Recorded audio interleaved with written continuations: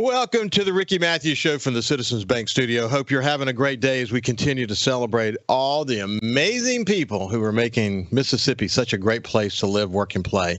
One of the beauties of doing this show is the opportunity from time to time to do a little bit of diversion and come back to the basics in life. And when I think about the basics in life, I think about what are the things that we can do to make us feel happiness.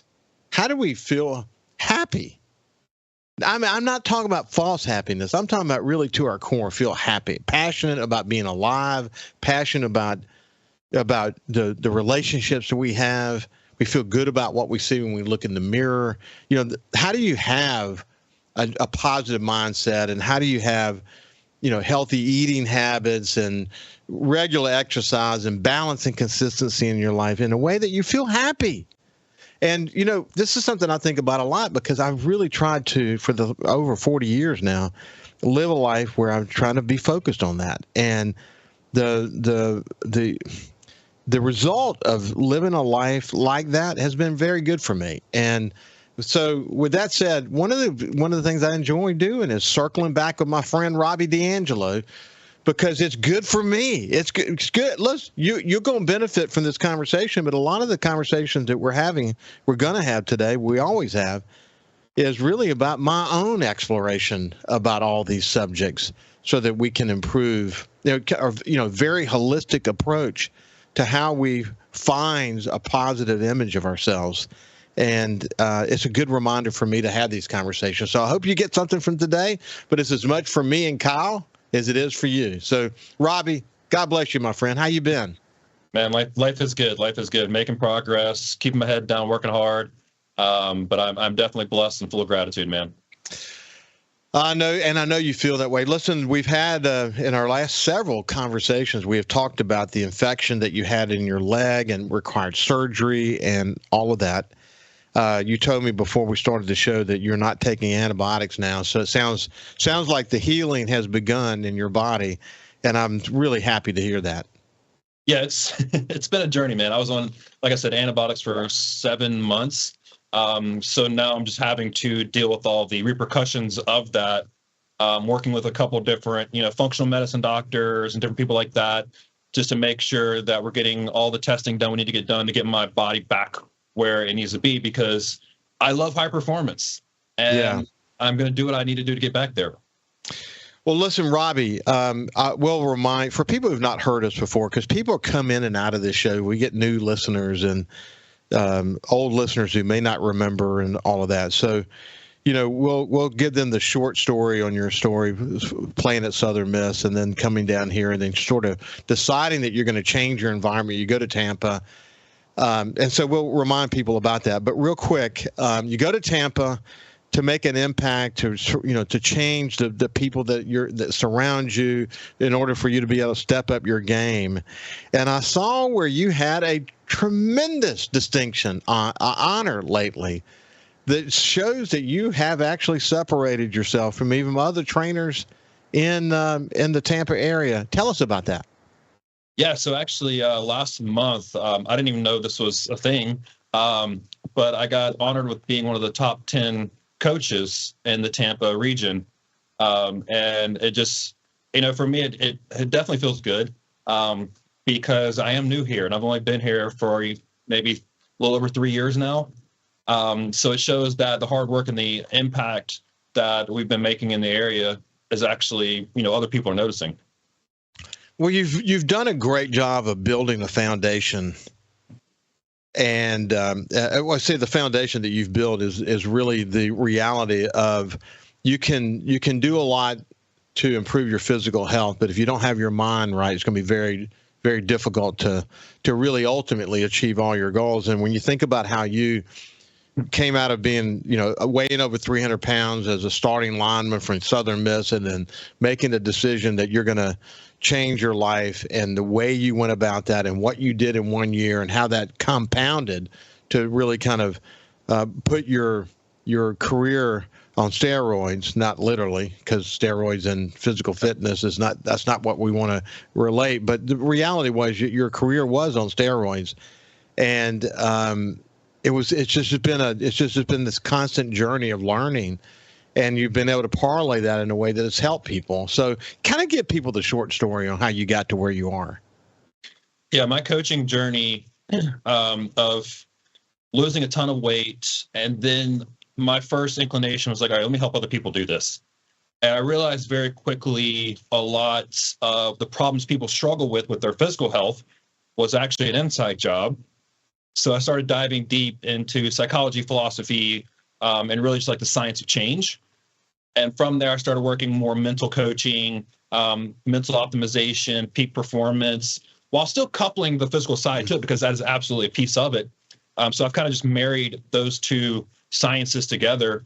And I've been able to be on the road with rock bands, work with special forces, pro athletes, just some incredible people, and just really understand helping people gain clarity, and then giving them the action steps to make that happen in a way that you brought up earlier, gives them a sense of fulfillment and happiness at the end of the day, because that is a big problem we see. I think it was Tony Robbins that said the greatest failure in the world is achieving everything you want, but feeling totally empty on the inside.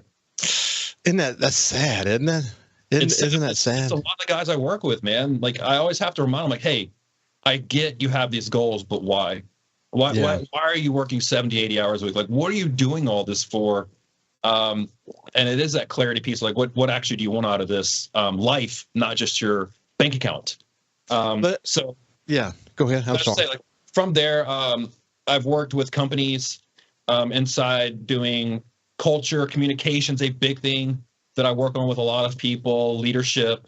And now I'm kind of focusing a little bit more on my men's coaching practice, just because it's a little bit like I can just get totally fired up and passionate about that. So that's where I'm at now. I'm doing, I still have a couple female clients, but mostly men's coaching around peak performance, also dating relationship stuff that we talk about a few times.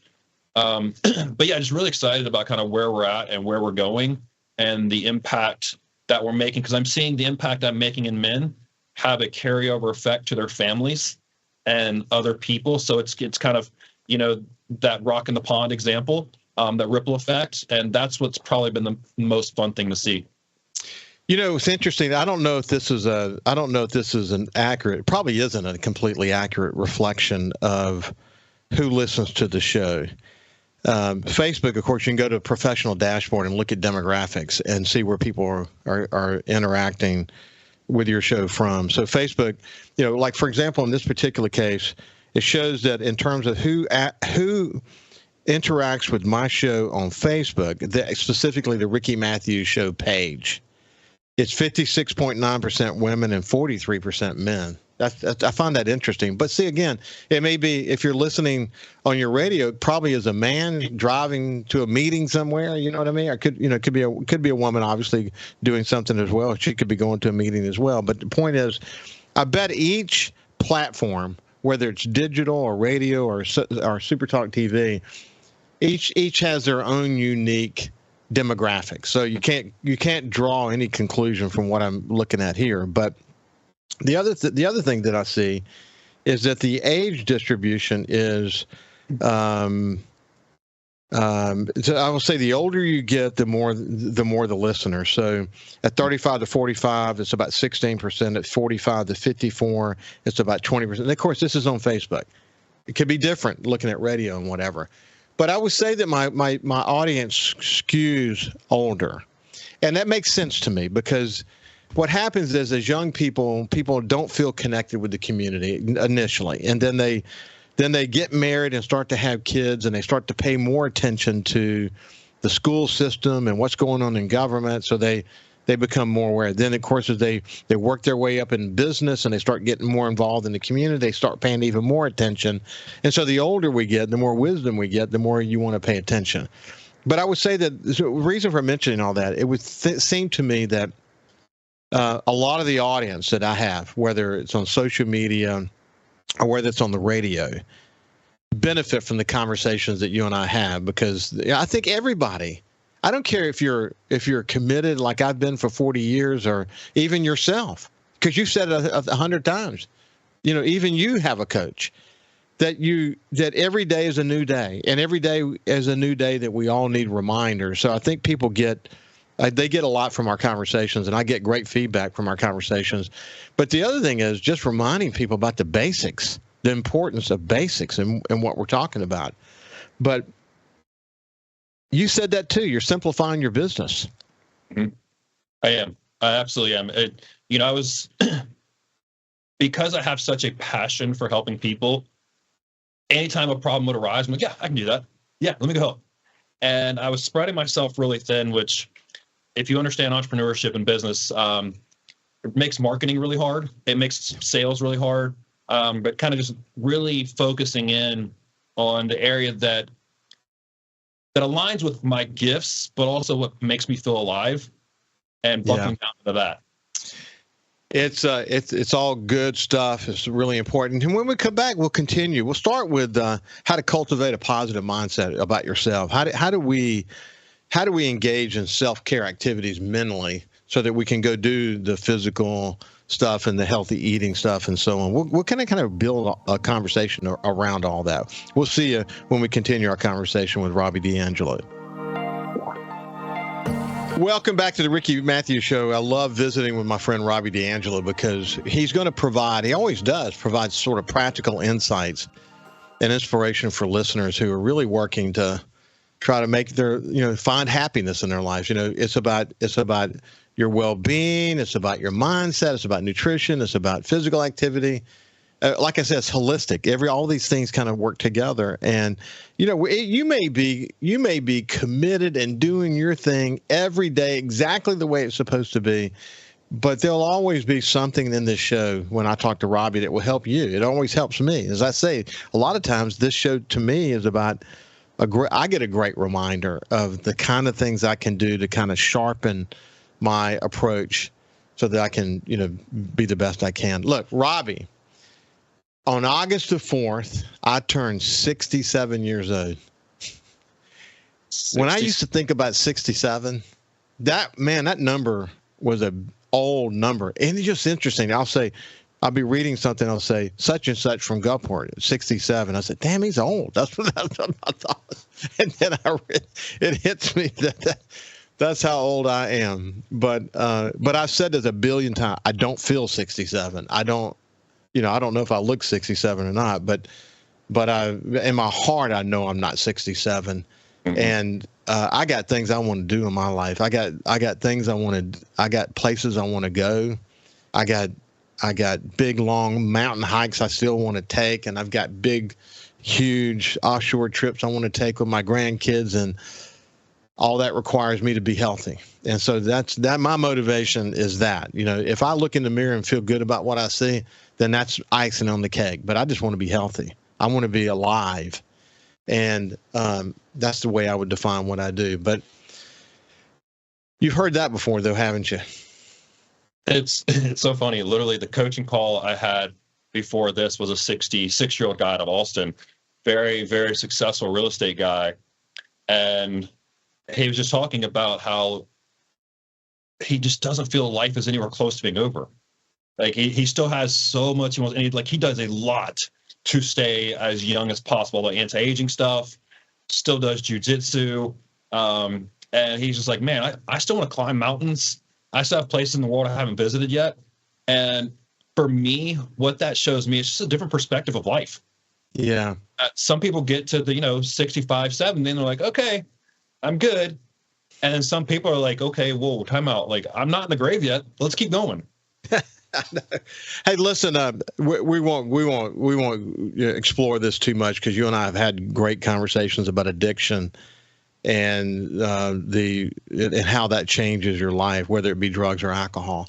But when I talk to people like Robert St. John, the restaurant entrepreneur in Hattiesburg, or people like Todd Trenchard, who went to rehab 40 times, buddy, before he found sobriety at the age of 40 years old. I mean, I want you to, and now he's leading one of the most important foundations in coastal Mississippi and is an inspiration to so many people.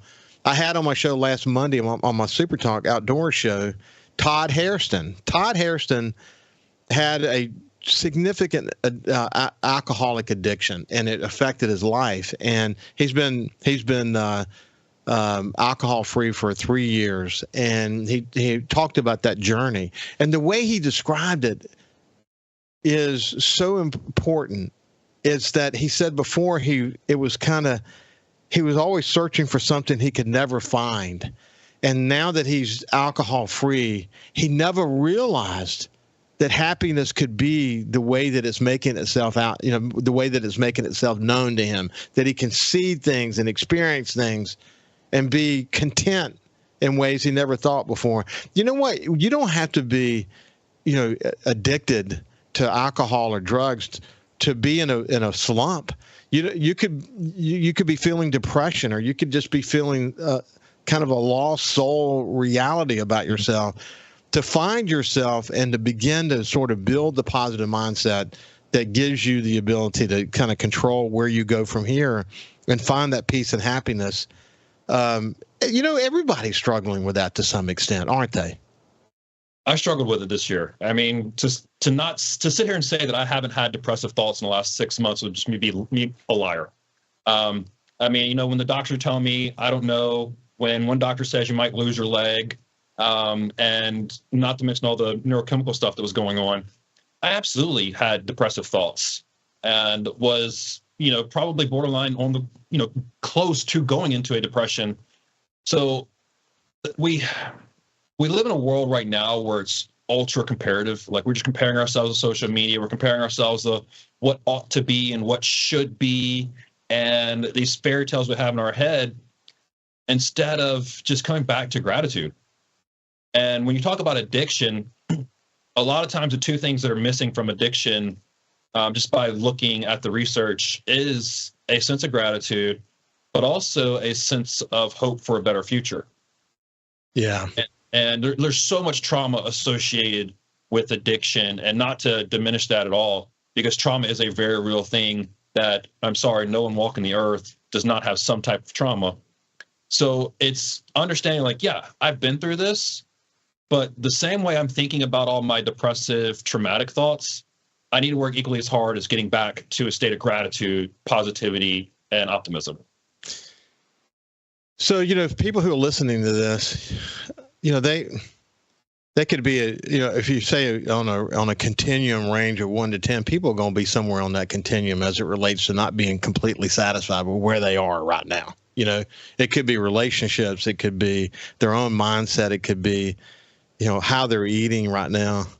I had a great conversation. I wish I could get him to come on and tell a story, but a really important leader in coastal Mississippi. One of the things I love about this show, incidentally, and I say this a lot, but it gives me the opportunity to connect with so many different people.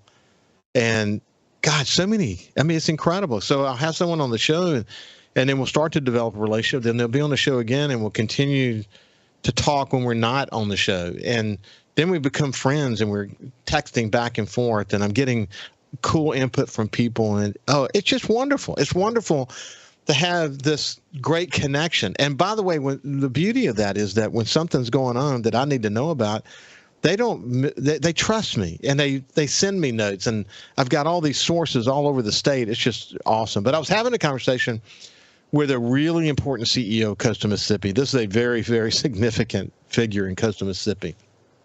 And he was telling me that he stopped drinking. And it's been about 6 weeks. He stopped drinking anything. It's not like he would drink wine. That was his thing, But he was drinking every day. And he wasn't eating well. So he said he started drinking more water. Let's see. He stopped sugar completely. Anything related to sugar, stopped it completely. He stopped drinking alcohol. He immediately started sleeping better. He immediately started feeling better. And just in 6 weeks, he's lost over 20 pounds, and he really hasn't made dramatic other changes. That's all he did. And he was telling me how good he felt and how wanted it. And it looked just good. Guy's like around 70 now, But the point is, it's never too late. I mean, you can find immediate benefits no matter how old you are. That's exactly right. And, I always joke, I'm like, most people don't know how good feels until they actually feel it. We live in a world where we're constantly eating processed foods, not drinking enough water, not getting enough sleep, being addicted to these phones, which there's never, ever been a positive study about you spending time on your phone, right? So, and our brains are running crazy. We're often in this anxious, chaotic energy 24/7. But unfortunately, that's what people believe is life. Yeah. And it's not. That's just the state you've put yourself in by the choices you've made. And you don't understand how much better it is when you have to get uncomfortable, like he had to do. He had to get uncomfortable because that was his comfort zone. Get a little uncomfortable for a little while, make some better decisions, and taste what feeling good tastes like. And it's really hard to go back from that. I've had that feeling that you're talking about where you just kind of catch yourself and you think, damn, man, I feel good right now. I mean, I just feel really good. I feel good about where I am in the relationships in my life. I feel good about the physical side of that, the mental side of that. And man, I wish I could find that spot. Whatever. I mean, that's the sweet spot. I wish I could find that all the time, But obviously, it's hard. It's hard to get everything aligned and feel right about it. But one of the things that you have really helped us understand in your visits on this show is that this notion of cultivating a positive mindset. I mean, it's embedded in everything that you're saying. And think about how profound of an impact it has to really focus on your overall well-being. That's if I had to say anything, that's it. And that the goal should be not that you want to look great in the mirror, have great relationships, and all these other things. Your goal is to just feel good about your overall quality of life. I mean, if there's an overarching message that you have helped me understand, that is it. It is absolutely a holistic approach. And at the end of the day, like if you just want to make this in the simplest terms possible, when you look into the mirror, what follows the two words, I am? Yeah. It's like spend some time thinking about that. I told one of my clients that last week, I said, hey, man, you just need to go stare at the wall for a day and just let what comes up comes up. But it's really the story we tell ourselves about ourselves when we're by ourselves. That's the most important story in your life. And the good news about that story is it is just a story. And at any given moment, if you don't like that story, you can start writing a new chapter. It's not going to be easy. And I know that's where I always struggle with marketing, Ricky, is I'm way too honest. I actually try to sell hard work because it is. It's not going to be easy, but at the end of the day, it's worth it because I don't want the end of my life to be a story of defeat and regret. And I wish I'd have done this and I wish I'd have done that. In the book, The 5 Regrets of the Dying, Bronnie Ware really spells it out perfectly of like, she went to study a bunch of people. Good. Well, pick it up. Let's pick it up right there on the other side as we continue our conversation with Robby D'Angelo. We'll see you after this. We have Robby D'Angelo with us today. Welcome back to the Ricky Matthews Show from the Citizens Bank Studio. Before we went to break, we're talking about practicing gratitude and mindfulness and appreciating the good in our lives. And you were talking about a book that you had read, and you were about to share something about that. Yeah, it's the book's called The 5 Regrets of the Dying. This lady went to nursing homes and just started asking old people about their regrets and, the life they've lived. And here's the thing. Not one person said, I really enjoyed how much I work for a living. I really wish that I spent more time on the job. All the regrets, honestly, were centered around relationships. And I wish I'd have taken that chance, but I always feared I wish I'd have done that. But then the other 4 are all centered around relationships. Yeah. And that's, if I ask a guy that I'm working with, or even some of the, female CEOs that I've worked with, I'm like, well, hey, why are you doing this? And I start asking that why question and going deeper and deeper and deeper. It always comes back to people, their family, taking care of their mother, father, taking care of their kids. So I'm like, yeah, I get the why of you wanting a big bank account and being successful and all this, but it's actually for the people you love. Well, look, I mean, listen, Robby, you said this. Again, we've been having these conversations for almost 4 years now. So there's a pattern to our behaviors, but there's a pattern to our conversations. But this notion that you've always said that you should surround yourself with supportive and positive people who have a positive influence on you and who uplift you and motivate you. And we don't think enough about that. I mean, before you can sit down and say, okay, I'm going to get involved in setting some realistic goals for myself and focus on resilience and optimism and all those things.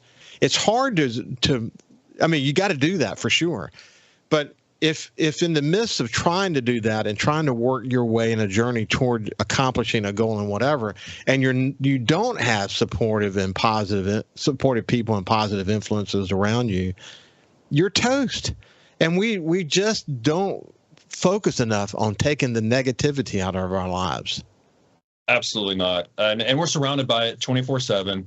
It's how our brain naturally operates. It's always looking for the negatives to keep us safe, even though what we perceive as, keeping us safe these days is totally skewed.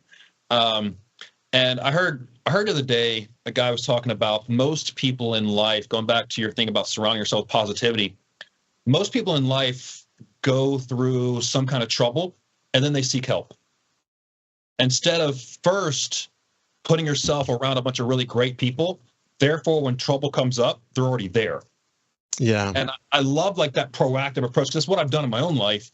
But he just put it so great that I wish more people would understand the power of surrounding yourself with positive people. And look, I get it. I'm a podcast addict. I love reading books. I love all that. But there is nothing stronger to your growth than being around people that love, encourage you, and push you. One of again, I just throw this out there as offering up things about how we engage in self-care activities. What are the various things? And right now we're still kind of on this mental side of things. But you mentioned podcasts. If I think about how I personally meditate, sometimes I meditate by putting Mozart on and just thinking about what comes to mind and making some notes about it. So I guess it's a form of journaling, maybe. Some of it ends up in thoughts that I express on this show, But I'm trying to get in touch with what's on my mind right now, and how is what I'm putting in my mind, whether it's through a podcast or something that I read, how is it influencing me? How is it influencing what I do? And I'll capture that in notes, incidentally. And I do that a lot, actually. Every morning I'll do that in some form or another. But this whole notion of meditation and writing a journal and trying to work to get in touch with yourself, your own mental health. Gosh, that's an important activity, isn't it? Clarity is one of the biggest problems I see in most people today. We're just not very clear, not necessarily where we're going and the business plan, the vision and all that, but clearance where we're at, who we are, and what's going on in our current life. And kind of throw a term at you, Ricky, what you do is actually called think-a-tape. Say it again? Think-a-tape. Yeah, so you meditate, think at the same time. Yeah. And that's been a big thing. I'm actually helping a guy do a seminar about this in a couple weeks, but helping people just get into singularity of thought without all the distractions, without all the noise, and to really just figure out what's going on in my life right now and what's the next step. How do I make this a little bit better? Hey, so let me share something how I do it, and you can share with others as well. But if you go on your phone to the notes app, and I've got everything categorized under notes in a bunch of different ways. But I just want to give you a sense of if I were to, I actually have, when I get done with the thought, I'll actually put a title on it. Yep. And I literally have hundreds of these in here that go back years and years and years. And I can look. What's interesting is I'll start having a thought. Say, I think I thought that through at some point, and I can go back and I can do and what you can do is actually go up to the top. And if you have a keyword that you remember, you can put it in there, and it will do a search for you. And then I'll read it and say, dang, man, I really did think that through a lot. And here, I'll reread the note that I did many years ago. But I keep up with it. I keep up with all of the you can call it thinkitation, the meditation and thinking at the same time. But I capture it all and I write it down. And it's really helpful to me. I don't lose. First of all, the process of doing it's important, but then the ability to go back and look at a thought that I might have had about something, and I capture it. And that notes feature on your phone is a great place to capture that stuff. It is. I use both notes for certain things, but I also use Google Keep, which is kind of like a same version of it for Google. So I use both of those. And you're absolutely right. And the search function makes it really great, because a lot of times, like in my coaching practice, I mean, I've evolved over 10 years of coaching. Some of the things I believed 7, 8 years ago, I laugh about now. And I'm able to like go back and work through things and adjust things. But I heard a writer friend of mine say one time that writing is digestion for the brain. And you're kind of practicing that now. Once people start practicing that mental digestion, it becomes incredibly powerful, because we've all heard the theory about the power of the pen to the paper. But really what it's doing is it's taking this like cobweb of ideas and emotions, you're putting it on paper, and now you can clearly see it for what it is. I mean, even something as simple as like a pro-cons list. There's so much power in doing stuff like that, of just taking these thoughts in your head and putting them on paper so you can clearly see them for what they are. It's really, really important. But what I want to do is shift gears a little bit, because we always we have the rest of the segment, then we have 6 minutes and 50 seconds to finish the show at the final segment. But I always like to make sure that we are focusing on things that people can think about. But you and I talked about this, limiting processed food, sugar beverages, excessive salt, sugar intake in general. Like I said, my friend more water, he stopped drinking wine, and he cut sugar out of his diet, and in 6 weeks lost over 20 pounds and really didn't change a lot. But by the way, by doing that, he slept better at night. He felt more active during the day. He just felt better. And he was telling me, man, I feel so good. Okay, so that's, we got to remind that the notion of whole foods and fruits and vegetables and making sure we get enough protein. Fats are not bad. Healthy fats are good for us. That, the whole nutrition thing that we taught people for so long, what we know today is so much different than what it used to be. But, kind of retraining people how to eat is an important part of overall health, isn't it? Well, it is, because, I mean, if you're driving a Ferrari, you're not going to put 87 octane in it and then expect it to run like a Ferrari. Yet that's what we do to our bodies every day. It is a garbage in, garbage out scenario, or a positive in, positive out scenario when it comes to food, water, supplements, all of that. And it's the biggest problem I see with that, Ricky, is just people overcomplicate it, man. Like and I ask most people, like, hey, you know what you should be eating, right? And they're like, well, yeah. I'm like, then why aren't you doing it? Because we try like the new fat, like I get so sick of people, oh, I'm going to try this diet. I'm going to do carnivore now. I'm going to do this now. And I'm like, you can't stick to anything. Why is the new thing going to work? And if you look at the science, we've talked about this, adherence is the number one variable to health. So finding something that you can just do. And that's the question. Can you do this the rest of your life? No, then it's probably not right for you. But we overcomplicate this, and it's really not that complicated. Just learn the basics. Boys, that's so important. Yeah, adherence is the number one thing. And here's the interesting thing. I don't have a sweet tooth, and I have friends of mine that are like this as well. But if they eat a piece of candy, then suddenly they have a craving for more sugar. And boy, there's a lot of science about that. I mean, we know how that works. So probably the best thing to do is stay away from it. And then you won't be starting a chain reaction that's both mental and physical. That's hard. It's hard to resist, man. Resisting bad habits is really hard. Hey, when we come back, we'll finish the final segment with my friend Robby D'Angelo. We'll see you after this. Welcome back to the Ricky Matthews Show from the Citizens Bank studio. I have my friend Robby D'Angelo, the human optimization coach, somebody that I really enjoy spending time with. And as I say, I get a lot from it. Kyle gets a lot from it. We hope that you get a lot from these conversations that are wonderful reminders about how to find happiness in your life. Robby, we'll go through a few more things as it relates to sort of physical fitness. And we've really talked a lot about goal setting and the mental framework and all of that. But you had some good advice about habits. Remind me about that. Yeah, a lot of people, when they're trying to change habits, are really like something like don't eat sugar, or I'm not going to drink. Because a lot of people, we've talked about their drinking habit is they're at night, they're winding down, and it just kind of becomes a habit to have a drink as they're winding down. The mistake a lot of people make is they try to just quit a bad habit. When, if you look at the research, you can't just quit. You have to replace that bad habit with something positive.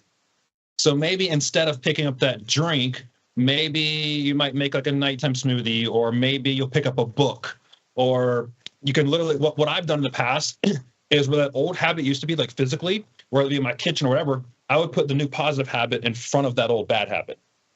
And you've got, because you're going to do something. And if you don't replace the negative habit with a positive habit, you're going to ruminate on the bad habit. And then now we're going back down the wrong way. Yeah, these are really important. And your point about the goal is eventually, if you practice the new behavior long enough, that starts to become a habit, and that's what you're trying to do. You're trying to make lifestyle changes.